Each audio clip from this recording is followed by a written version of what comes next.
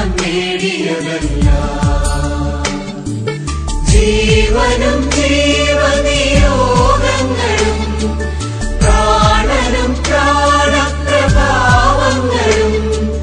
നാദാവിൻ ദിവ്യമം ദാനങ്ങളല്ലേ, ഇതൊന്നും എന്റേതല്ല. കാരുണ്യത്തിന്റെ മറ്റാത്ത ഓർമ്മയായ തമ്പുരാനെ, മലയാളികളെന്ന ലോകമെമ്പാടും സമ്പൽ സമൃദ്ധിയുടെയും ഐശ്വര്യത്തിന്റെയും സ്നേഹക്കൂട്ടായ്മയുടെയും സമാധാനത്തിന്റെയും ഓണം ആഘോഷിക്കുമ്പോൾ കർത്താവെ, അങ്ങ് ഞങ്ങളുടെ ജീവിതത്തിലേക്ക് ചൊരിഞ്ഞുകൊണ്ടിരിക്കുന്ന എല്ലാ അനുഗ്രഹങ്ങൾക്കും ഞങ്ങളിന്ന് നന്ദി പറയുന്നു.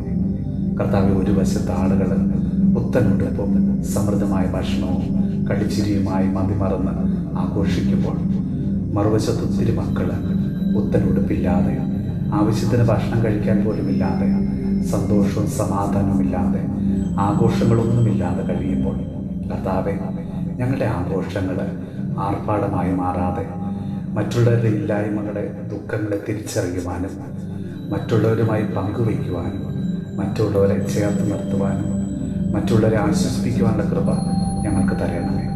ഈശോയെ, ഒത്തിരി മക്കൾ ആഘോഷങ്ങളൊന്നുമില്ലാതെ നീറുന്ന മനസ്സുമായി പ്രാർത്ഥനയോടെ ഇന്ന് ആശുപത്രിയിൽ തങ്ങളുടെ പ്രിയപ്പെട്ടവരുടെ അരികിലിരിക്കുന്നുണ്ട്.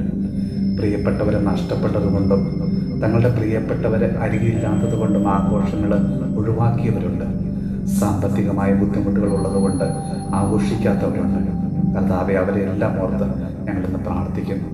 ഈശോയെ, ഞങ്ങളുടെ ഓരോ നേട്ടങ്ങളും സമ്പത്തും ആരോഗ്യവുമൊക്കെ കർത്താവെ നിന്റെ ദാനമാണ് എന്നുള്ള ബോധ്യത്തോടുകൂടി ജീവിക്കുവാൻ, എളിമയോടുകൂടി അഹങ്കരിക്കാതെ അങ്ങിൽ ആശ്രയം വെച്ചുകൊണ്ട് ജീവിക്കാനുള്ള കൃപ തരണമേ.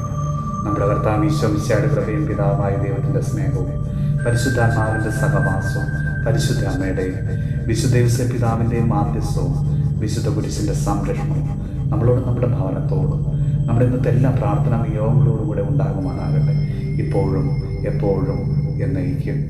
ആമേൻ.